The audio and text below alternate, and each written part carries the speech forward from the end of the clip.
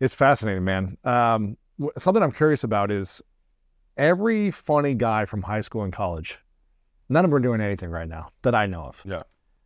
How did you become who you are when everyone tries to be the funny guy and be the life of the party, and then they go on and get a job that they don't like, and they're not actually doing the thing to bring joy to more people the way you've been doing it? How did you stay in, this world, this arena of fun, jokes, comedy, entertainment, where most people from high school and college who are the funniest person in the room don't do that? Very short answer is I think humility. I was the funny guy in college. I was one of the funny guys in high school, but I went to high school with really funny people. But like in college, I was probably the funniest guy in the room. There was a bunch of really funny guys. A bunch that tried to get into stand-up, but really, yeah. Tried it, but they were like, they didn't do well, and then their ego shut them down and was like, "Oh, look at these nerds doing like clever." But I'm funny, dude. I make you laugh. Like I make them. They're like going like, ha, ha. I'm like, dude, I'm done with this. I think it's ego. Really? Yeah. Oh yeah. Look, I mean, the funniest guys, a lot of times are like the athlete who it's not funny. He's just the loudest, biggest, slap the guy in the back of the neck. Everyone laughs because no one's like, that's the energy. And I'm not saying I wasn't that guy. I wasn't that guy, but like I was an athlete. I'm a regular sized dude.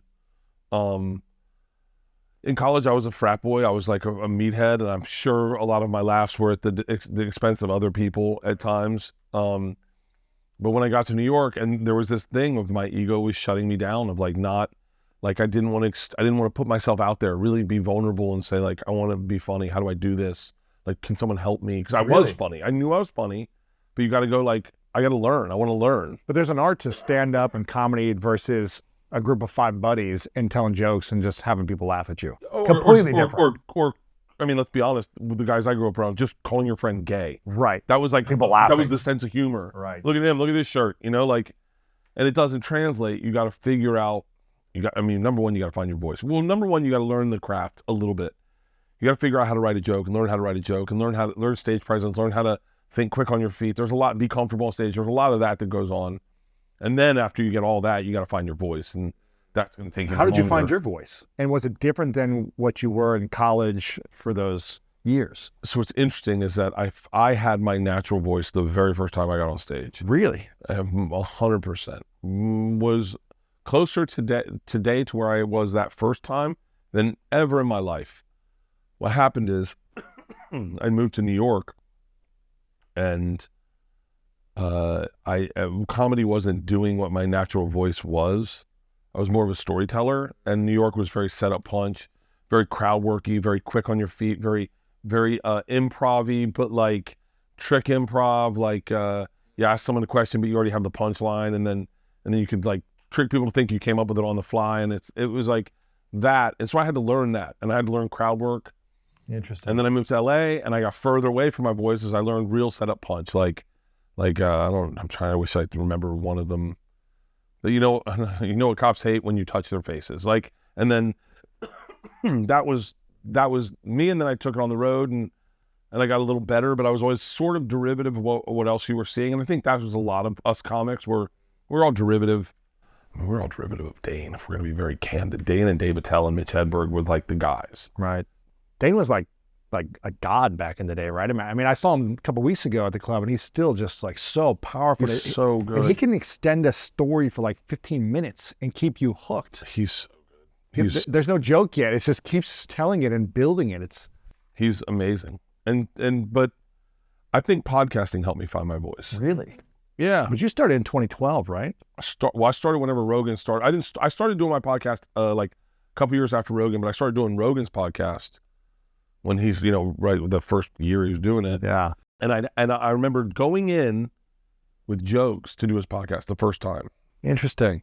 But this is like 10 years ago or something, right? Or this is 12 years ago? It's going to be 13. I don't know, like 11 years ago. Yeah.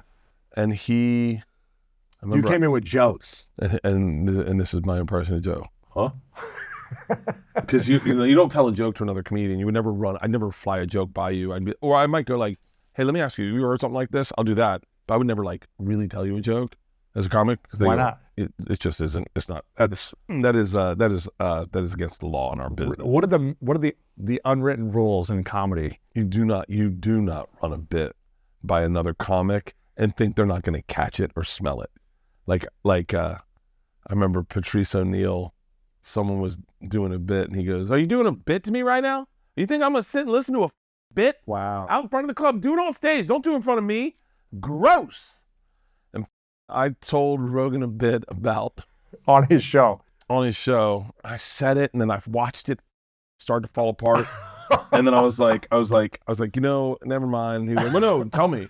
Tell me the story. What happened? No, finish it. I go, I don't think you'd like it. And he goes, tell me. Why not? Why would I like it? Joe's like my wife, just brutally honest. And you're like, good God, I'm so uncomfortable right now. No, tell me.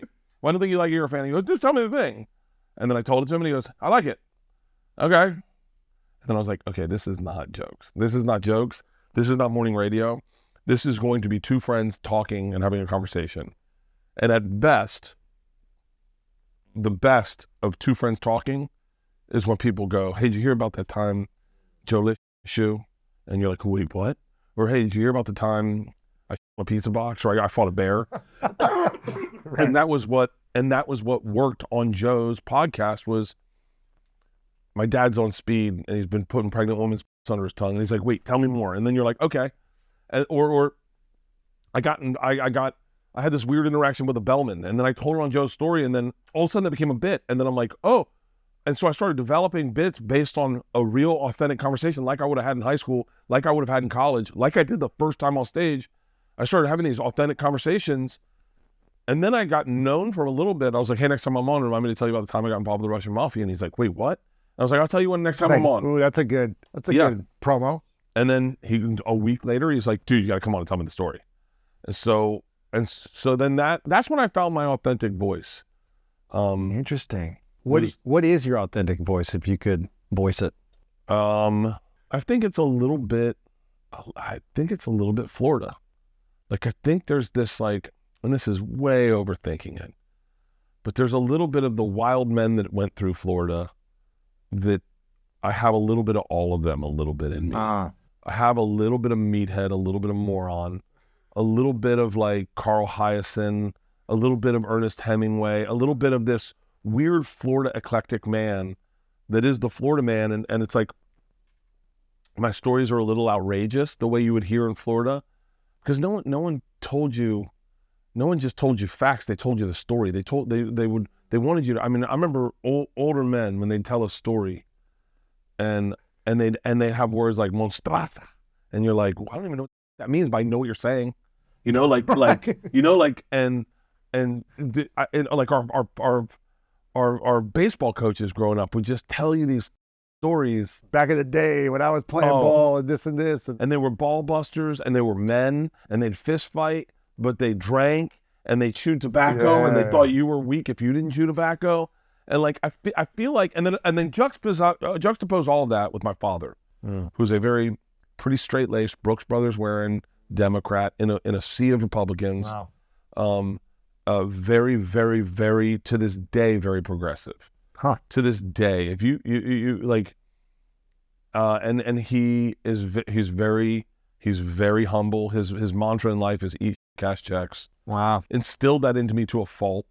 And, but I think I'm a little bit of Florida. I think I fit in Florida. I think people get my energy in Florida, like, and I think that's how we grew up with the crazy and wild stories. And sure, like I'm definitely not New York. Right. I'm definitely not LA. How long you been out here now? I've been out here like I was since 2000. So wow, 23 years. So after college, you went to New York for a little bit? Went to New York, got discovered by Will Smith, did the bicoastal thing for like 2 years, like 97, 98, 99. And then 2000, booked a TV show and moved out here full time. Still did the bicoastal thing, but never went back. Right. Booked a TV show and then started living out here. And I mean, when I it's funny, I was just telling someone the other day, sometimes if you're like, we didn't have any civic pride in Tampa. Like there's no, like no one was like proud to be from Tampa. Now I am, but like when I was a kid, it was like, I thought I belonged in LA. Like I really thought I belonged in California. And my first time in California, I was here. I was right where we are right now. Literally right here, over at the mall right there. Yeah, And Westville I was Mall. there. You know how unattractive this area is. It's very sterile. It's getting a little better, but yeah, Yeah, I called my dad. Yeah. It's 98. I call my dad and I go, I'm going to live here for the rest of my life. Really? And I was here. And In like, the corporate world, it wasn't even beautiful. wasn't in even this area, beautiful. I haven't seen the good parts yet. yeah. Wow. I've driven from LAX to here. Why did you have that feeling? The energy, the air, the temperature, the vibe, everything. And then winter rolled in and it got windy and cold. And I was like, but not too cold. And the mornings would be like a little brisk, but then they'd cool When down. the sun comes out. And then when the rain showed up, everyone got excited. It's raining. And it was like, well, it rained every day in Tampa. I hated rain. But then all of a sudden, out in LA, like, it's raining. And if you ever got thunder, you'd be like, how lucky are we? Right. I loved it. I would go out to the beach every single day. When I first moved here, I'd go out to the beach and run on the beach. I'd drive from the Hollywood Hills to the beach to do a jog and drive home. I loved LA. I still love it. It's hard to beat it. It's hard to be. I mean, I grew up in Ohio. Great people, great, all 4 seasons though. Super muggy in the summer, very cold in the winter. You deal with it, but it's not perfect weather like this every day. Every Florida, day. I know so many people have gone to Florida in the last 3 years. I can't do it there. It's so muggy. I was just there the other day. I have to shower 3 times a day just to walk outside. I was just there the other day. And, something will happen, wherever you are. It's like you work out, you take a shower, and then you still sweat for a little bit. In Florida, you never stop sweating. You're all day. You gotta carry a towel. You have to carry a towel. Yeah. And I remember my assistant was with me, and he's like, this is unlivable. And I go, bro, I had swamp for the first 18 years of my life. I had to wear khakis to school every single day. Yeah, it's That's Florida. what I don't understand. People are like, it's incredible. There's no taxes. You can do whatever. Your freedom. Oh, there's so many predators. You got alligators, you got lightning, you Hurricanes. got sharks, you got poisonous animals, hurricanes, tornadoes show up. Florida's like, the fact that you come out of Florida makes you a strong person. I mean, look at Germany. They got no predators. They don't even have wolves. Right. Like, they got nothing. Those people are so soft. The Germans are, they die in Australia like every day. Like 9 Germans die a day. And Really? Dude, they go to Australia and like, dude, look at this water. It's so nice. And I'll just jump in. Was that a big lizard? Oh, no. I wonder if I can pet him. Yeah, German. Every sign in Australia is written in English and in German. Come on, I really? swear to God. I swear to God. I did not know this. No predators. They got no predators. If you grow up in a world with no predators, then you just look at why would I ever check the grass for snakes? I check every day of my life. I walked into my backyard and I looked where I stepped, because when you step on a snake once, you never enjoy the grass again. Oh, man. Step on a snake once. I stepped on a snake one time. Stepped on a snake, and then I'm telling you, I sprinted. Gators? Oh, no, I couldn't do it, We man. go water skiing. You fell water skiing? No one was ever like, that was fun. You were like, get me. Wait, you can go water skiing in Florida? I didn't know you could go with there's gators there. Oh, I thought it's the water skiing capital of the world. in the in gator-infested waters? Gator-infested waters. I was 11 and my dad's like, have fun water skiing. That is the perfect size for a gator to fit you in its mouth. Wait a minute. We can't do, our lightning's so bad, we can't even have giraffes at our zoo. Are you serious? No, that'd be serious. But imagine how scary that would be, though. Oh, man. So, water skiing, I didn't even know that was possible. Oh, yeah. I thought it was like they just made lakes and then gated it so there's no animals that would go in. No. Oh, no. I would never There's go in. gators. I would never go water skiing There's in a lake. gators in every lake in Florida, And people are skiing. and they're 13-foot gators. Remember when How do you get in the water? there was a kid that got attacked in Disney, Yeah. I heard and about everyone was those. like, "Can you believe it?" I go, "100%." Yeah, we never went to a lake at night. Never went to a lake at night. They're sitting there waiting for you with the little eyes. You never went in a lake at night, mother. No. And then our oceans, New Smyrna Beach, shark attack capital of the world. Dudes get bit on the reg. Come on. All the time. Shark attack capital of the world. Just Google aerial view of Florida beaches and then type in sharks. and you will see one fat dude from Pennsylvania sit in the water and 90 sharks around him. Holy cow. 90? You will see, there was a dude that went kiteboarding. Kiteboarding failed. Sharks just ate him. Come on. Dude, that's Florida. So when you grow up in that, I think it creates a different person. A little bit of anxiety. Like, I'm hyper aware of sharks. I'm hyper aware of gators. I'm hyper aware of the weather. I'm literally, dude, I knew dudes that got struck by lightning. I knew one dude that got struck by lightning twice. In Florida? In Florida. Holy cow, man. Dude, lightning was very real. And our parents would just drop us off at the golf course at like 10 o'clock. The poles of the air just... Yeah, and be like, you guys play 2 rounds of golf, we'll grab you at 4.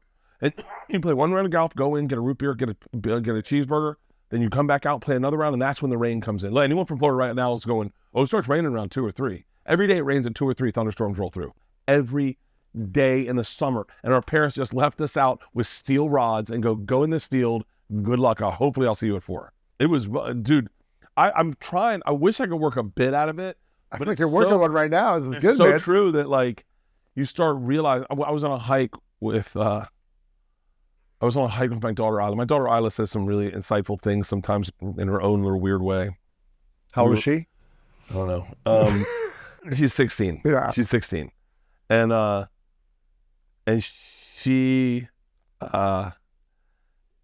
she's hyper aware of snakes and spiders, especially black widow spiders are really bad in the valley. Oh, They're yeah. Really bad in the valley. Yeah.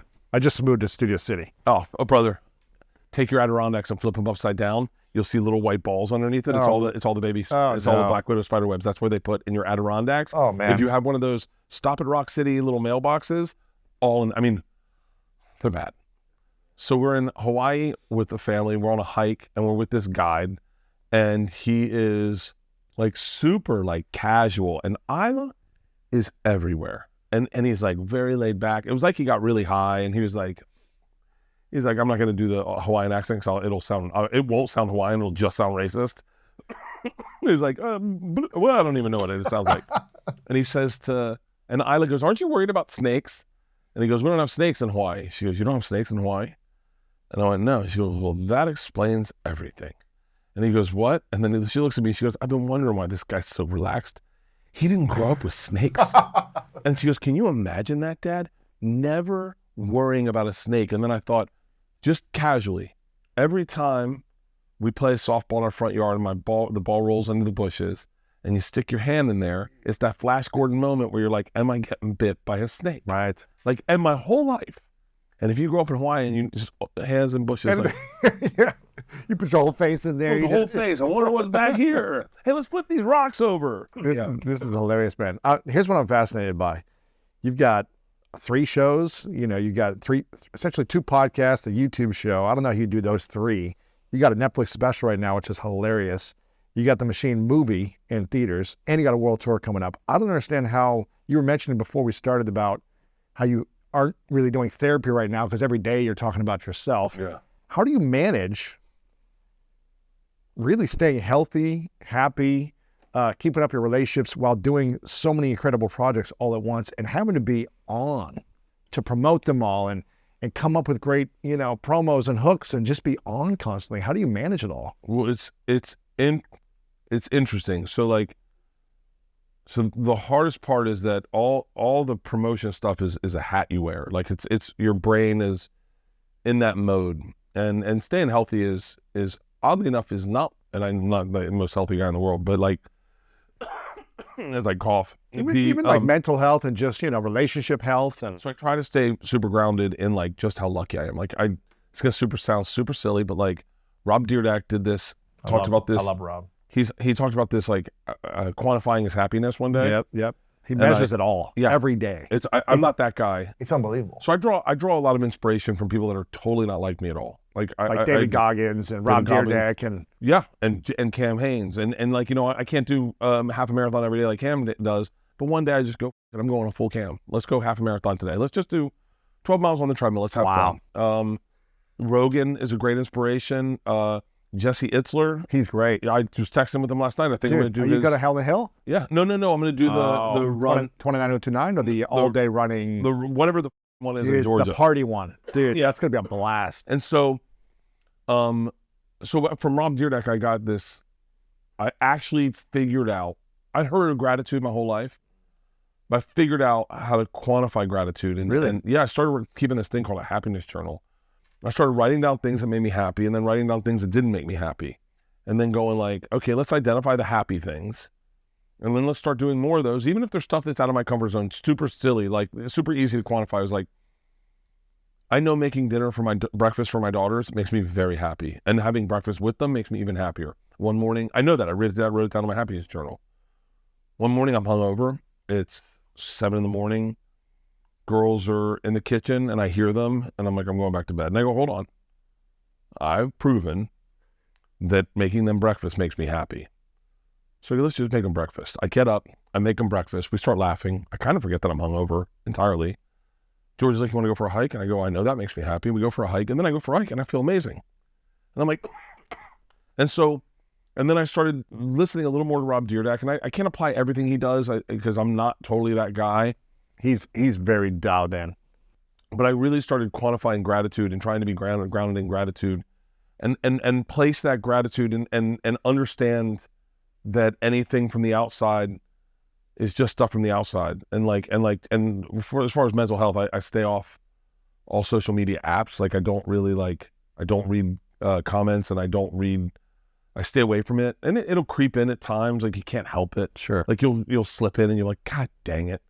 Like YouTube, and I'm so promoting myself. I'm everywhere right now. Mm-hmm. I can't open an app without seeing your face. I'm everywhere, and I'm like, okay. So I've been totally off my phone entirely. I almost entirely, and then and my wife's pretty regular, like yo, be a dad right now, and so. She's grounded. Yeah, and I'm very, as far as like everything else, like I wake up every morning at probably like 6 a.m. and I work out really hard. I have a trainer that comes to my house and I work out really hard. Not as hard as Wahlberg, but pretty not as hard as Wahlberg. You know, no, we got to do an F45 class there. Dude, I'm in. I'd love to. I would love to. But and then so when I have that hat on of promoting stuff, the problem is when you're doing stand up, you got to put on a totally different hat where all you think about is jokes all day long. And one's a marketing hat, another one's an actually entertainer, joke, performance, full hour hat, which is a whole nother skill set. Well, it's a whole nother skill set, and it's all kind of found a little bit. Like for me, my material's a little found. It's not like crafted. It's more like I stumble on something and you roll with it. Yeah, and then I roll with it. And so that for me, I just got to book spots, and that's the hardest part. Is you work all day long. Last thing you want to do is go to a club and wait until midnight to go on. But like I do that, like when I go to Austin to do our podcast, I'll do Rogan's Club. And then I'm off the grid. I don't have to feel like I'm away from my kids. It's pure joy. And it's inspiring. And I think it's something we should all aspire to find our thing that makes us great. You don't need to be a comedian. You don't need to be